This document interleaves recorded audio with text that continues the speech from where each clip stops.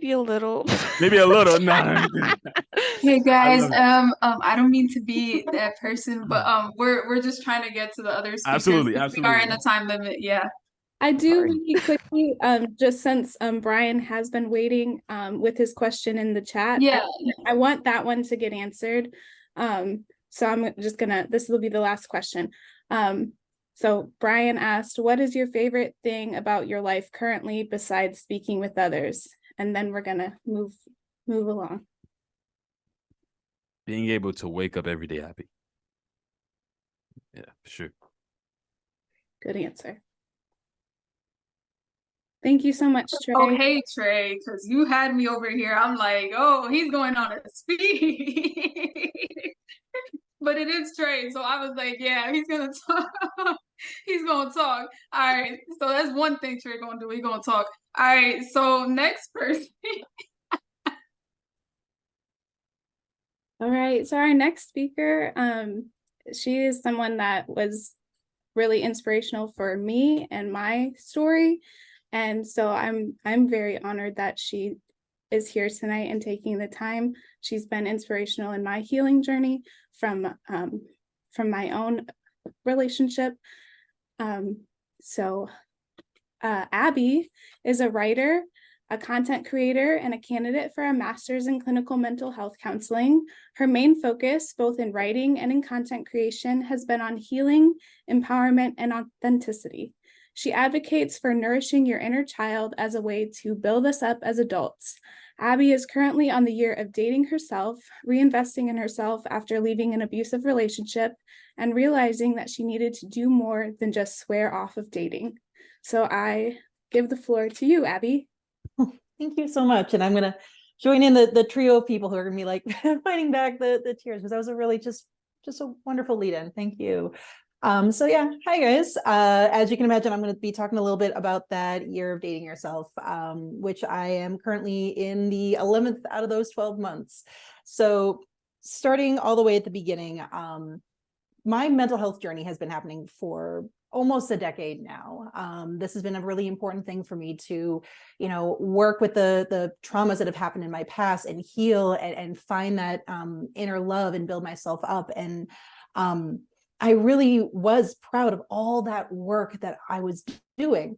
However, there was a blind spot, and I didn't realize how bad that blind spot was until I got out of my most recent relationship. And the memory that sticks out the most to me after in the immediate aftermath of leaving is I am trying to make myself feel better by making myself a bubble bath, but instead I am just sinking into this bubble bath. That darkness feeling is just crushing and overwhelming, and all I can think is, how did I get to this point?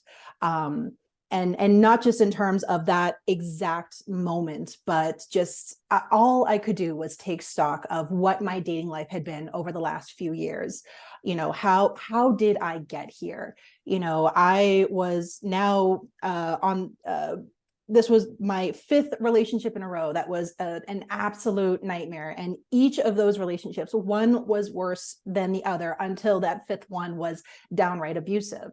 And I was just really at a loss with myself, because not only was this my 5th relationship in a row that was just not a good situation for me, this was also the 3rd time that I had sworn off dating.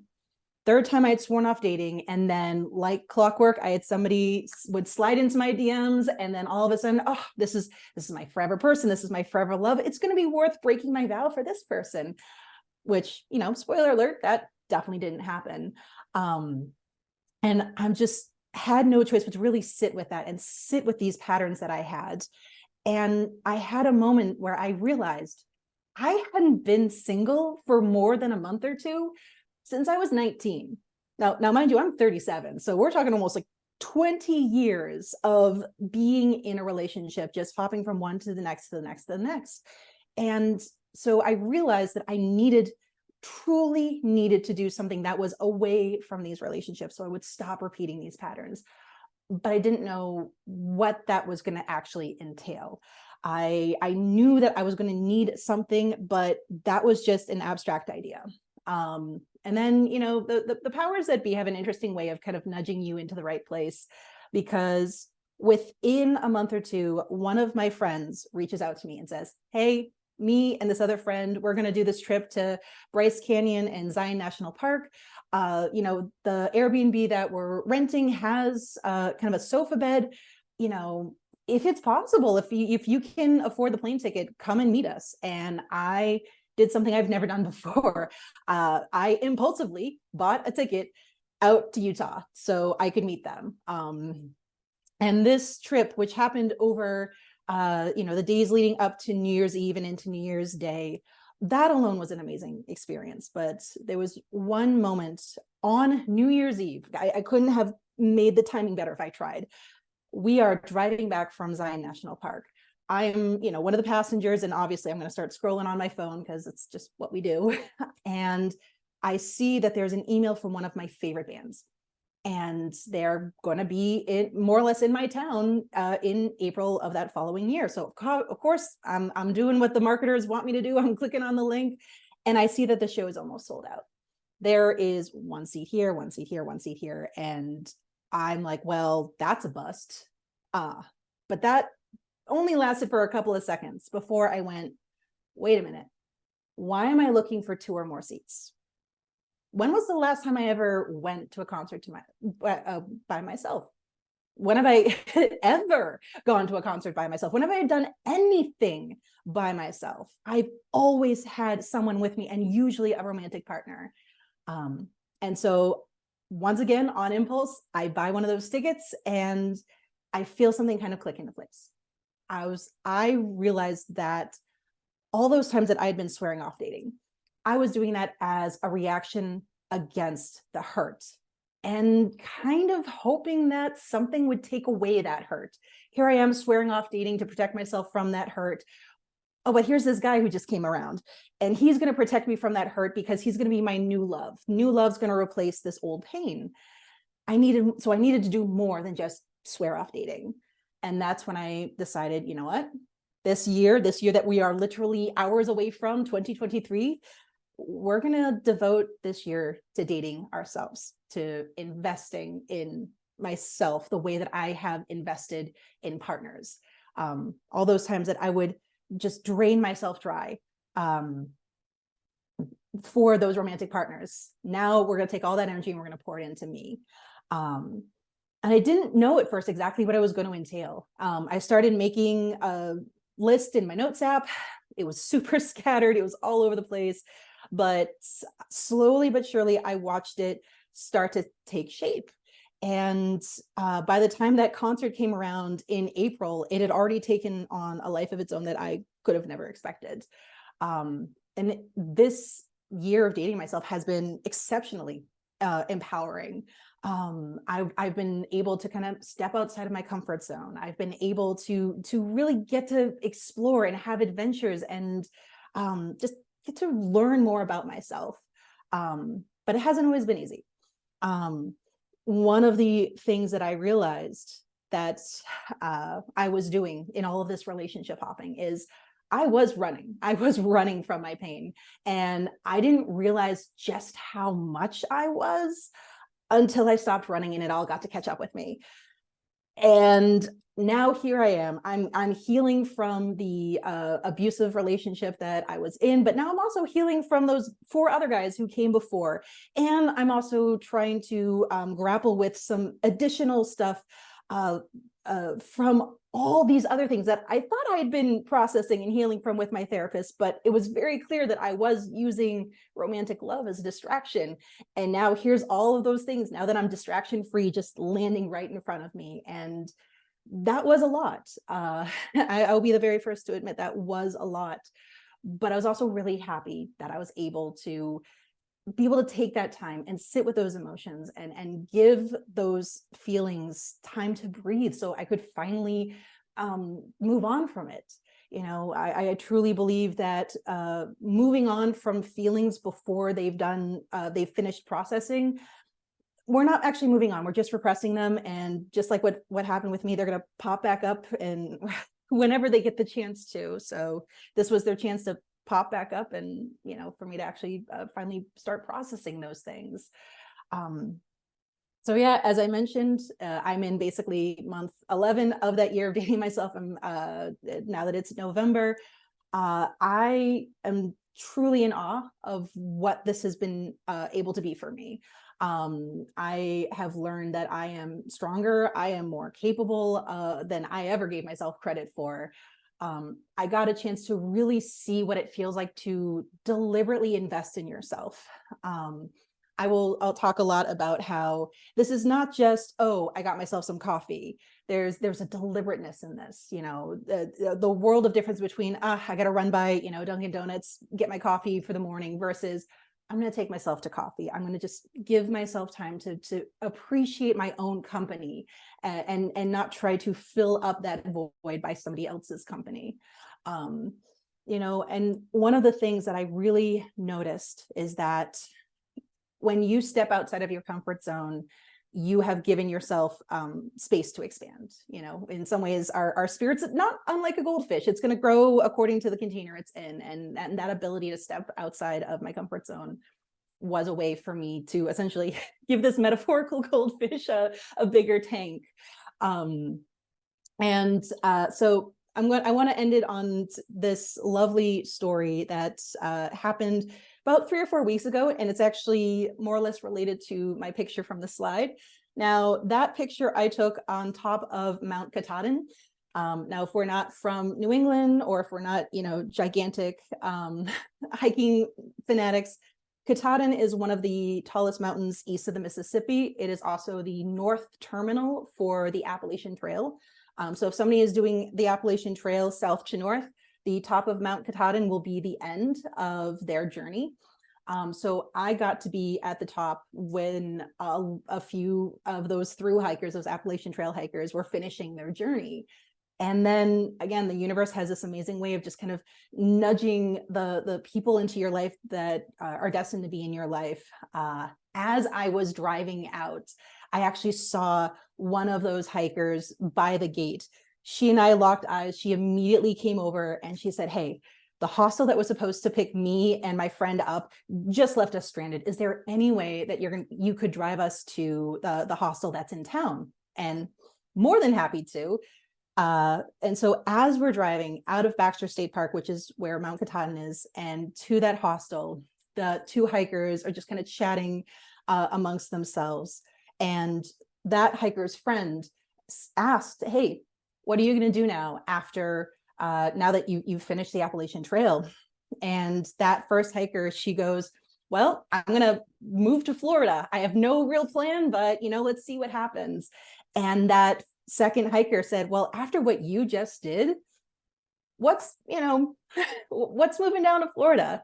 And that conversation that those two people had has stuck with me. It stuck with me over the weeks since it's happened, and I hope it sticks with me for the rest of my life, because I feel like it really exemplified so many things in general, but including something like doing a year of dating yourself, or whatever it will look like. Because once you are able to see what you are capable of, everything else shifts into perspective. All these, insurmountable, scary things stop looking so scary. And that's the mindset I want to have as I am moving forward. And that's my story.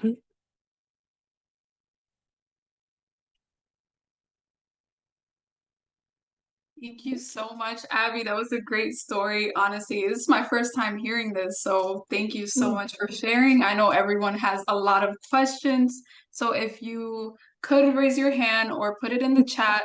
We're only going to do 2 questions just because we are moving a little faster. I'm so sorry, just to make time for everyone, but thank you so much, Abby. Oh, sure thing. Well, Trey, your hand went up first, so ask away. Actually, what I'll do is I'll DM you my question, but let someone else. Yeah, I've been talking. That's someone else. Yeah. All right. Well, I'll do it in the order that I saw the hands go up. So, Cara, I'd love to hear your question. All right. Well, my question is just over the year, you've been on so many different dates, and, taking yourself out. What has been your favorite date that you took yourself on? Ooh, what has been my favorite date? I am going to say very recently I went to a fencing class where that was one of the ones that was the most out of my element. So in some ways that registers as one of my favorites just from that alone. But that had been a suggestion to me from my best friend, because that was something that she had done in the time following somebody very important in her life passing away. And I remember when she was telling me that, I immediately went, I have to do this, and I have to do this in honor of that person who had passed away. And so there was just this incredible sentimentality to it where, here I was kind of following the footsteps of my best friend. And, as I was telling her, these are these moments where we expand when the world demanded that we shrink. So that's probably my favorite. Awesome. Thank you so much. Yeah. And Leticia, I'd love to hear your question too. Of course. Thank you so much for sharing. I do love everything that you talked about. It's honestly so brave and extremely I don't know, it's extremely powerful and hard to talk to. So even I don't know, even asking a question is nerve-wracking for me. But I wanted to ask, when it comes to relationships, abusive relationships and just unhappy relationships, the hardest part is getting over that fear of what if, or how is it going to be being alone, or other things. But what helped you overcome that fear? What pushed you past that and made you take the next step, to choose yourself and love yourself? In some ways it had to get as bad as it did for me to finally kind of jostle myself out, because that fear of being alone is incredibly real. And I know that I would kind of cling, even though intellectually I knew better. I would cling to these relationships because this is it. This is if I lose this person, I'm never going to find love again. Yeah. Or if, now it's over and this new person comes into my life, well, it's finally this will be the person, and this will be my forever person. So I had to get almost pushed to that breaking point. But I also, there was this statement that I would always play in my head, not only in terms of this particular situation, but in things that have happened in the past, where I would tell myself, your biggest fear has just happened and you're surviving it. The very thing that you have been so frightened about, and to the point you're in tears just thinking in the hypothetical, it happened and you're still alive. You've got this. And just having that realization really helped power me forward, that even if somehow my worst possible fears are going to happen, I know I'm going to survive it. Well, that's extremely powerful. Thank you so much. Yeah, thank you. Thank you so much, Abby. That was a perfect story to tell everyone. We're gonna continue with the next speaker. I will be putting a timer now, just because we want to get through everyone in time. And I know Zoom has this thing where it will take out the entire Zoom call, and I don't want I don't want everyone to just have to leave. So we're gonna get this going. So yeah, let's go to the next one. All right, our next speaker is Celeste. Celeste works for a nonprofit called Youth United for Change, where she is a high school organizer. She loves playing video games, especially with her fiance, and loves watching movies and game explanations on YouTube. She'll be talking about her history with mental health. So I'm gonna give the floor to you, Celeste. Oh, thank you so much, Kara. And also for pronouncing my name correctly. That does not happen. It rarely happens. But thank you guys for having me. How do I begin? Let's start from the beginning, when I was born. I guess you could say from the very beginning, it was always really hard. my life really started out hard. My parents, were just those type of parents that just were not meant to be with each other. So you can already imagine how that was. I mean, they separated when I was like 5. And then, my mom just went on to be like, a single mom. She had to do what she had to do, work multiple jobs for me and my brother. But it wasn't easy. Just always being passed on to babysitter to babysitter.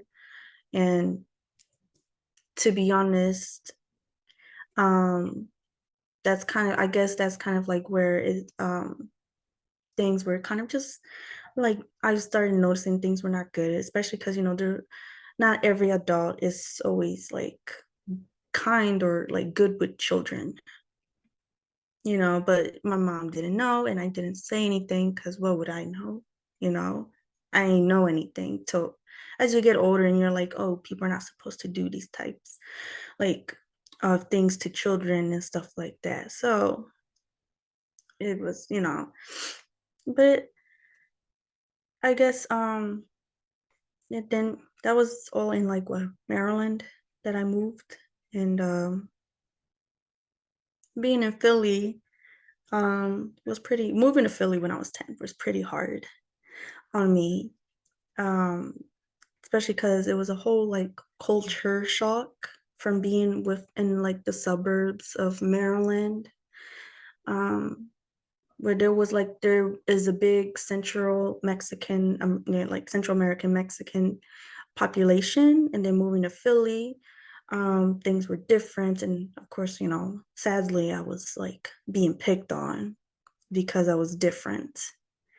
I wasn't like the other students. I was more quieter and shy. And even going to a Catholic school, it wasn't any better. But I know I made friends though, friends that were also kind of like me, just more quieter. And we had a little group in was it 7th grade? I met Sasha. Thank God for Sasha, bro, because shout out to Sasha for being like one of my like longest friends, especially like during middle school and high school. Man, those were like the most worst years because it was just the whole like you're finding yourself out, and I was going through this like really traumatic court case throughout my whole like from 15 to 18.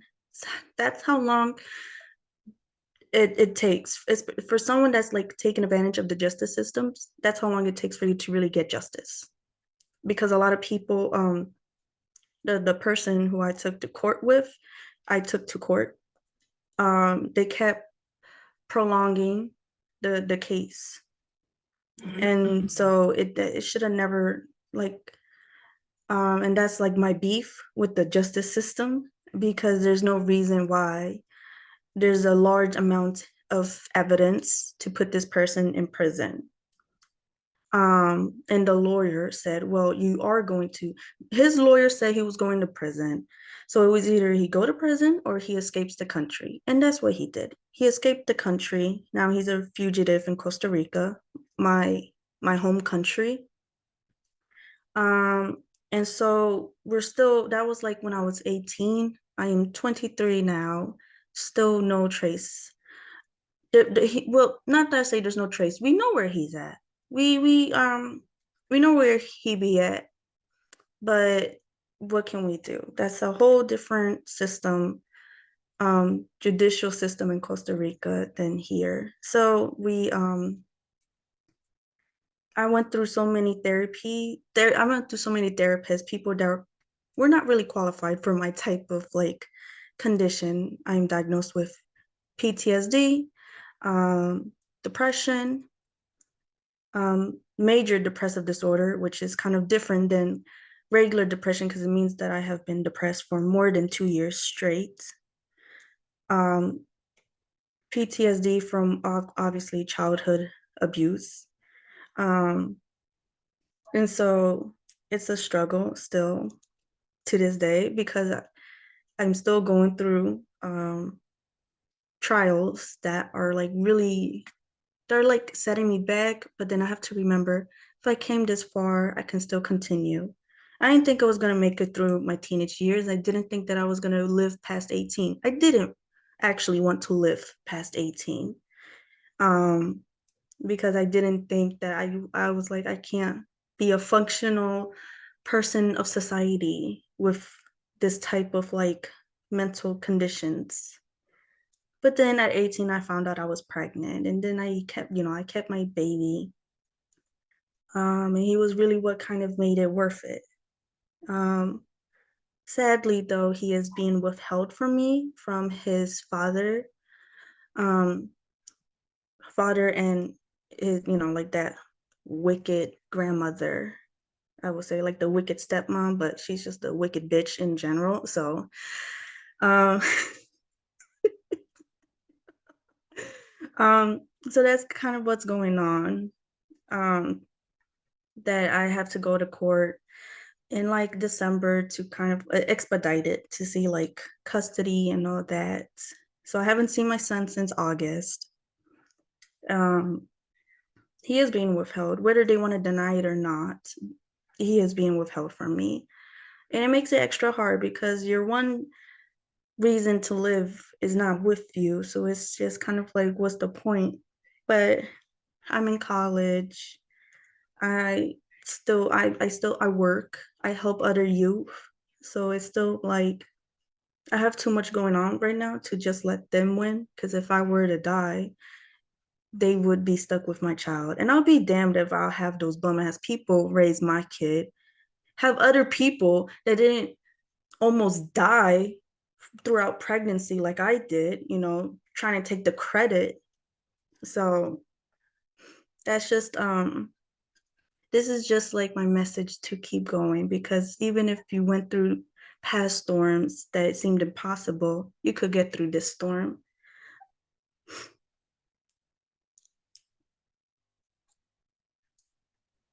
Okay, so I'm guessing that is the timer. Thank you so much. Oh, okay. Wait.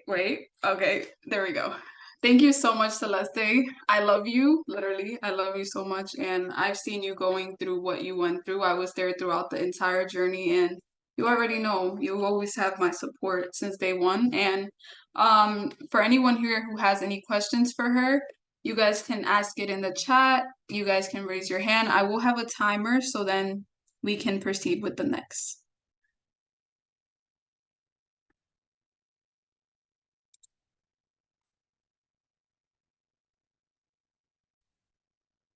Carla. Yeah. Well, thank you so much for sharing. I didn't think I was gonna cry, but I think I am. I'm also diagnosed with PTSD, but my gore case like just happened like a year ago. But the fact that you're talking about like PTSD and like a lot of people don't talk about it enough, and it's just like being in like family who doesn't like know about like mental disorders or like mental health, it really does like hearing like these stories, even though our stories are like completely different, but it's just like I was very attached to my birth mother, and it was mostly for like because I was very attached because like she's your biological mother, right? So I'm just gonna keep it short. I do have a question, since you said like what do you do in general like to help you with PTSD? Because I have a gym, but sometimes that does not help. And just like, do you have like any creative outlets or anything that you like do to like with your PTSD? Wait, thank you for sharing, by the way. Oh my goodness, Carla, you're making me cry, especially saying like you were really close to like your bio mom. I don't know. I'm emotional too, so I'm just kind of like, Yeah. I can't imagine, not with PTSD, you know, it's never I've been in from what I learned from being like interned in hospitals and in partial programs is that it's never a linear it's never a linear recovery. It's always going to be kind of like in a like in kind of like a spiral. Like sometimes you can go up, or sometimes, you know, you'll digress, and it's never linear though, so don't expect it to be linear because there are hard days. Sometimes you could go a whole day without like having any flashbacks, having no nightmares, and then other days a simplest trigger, you know, something you wouldn't think about, and it could send you back. What I do, I used to write poetry to just kind of get those words out, those thoughts out. I haven't tried the gym though. I've been wanting to try the gym,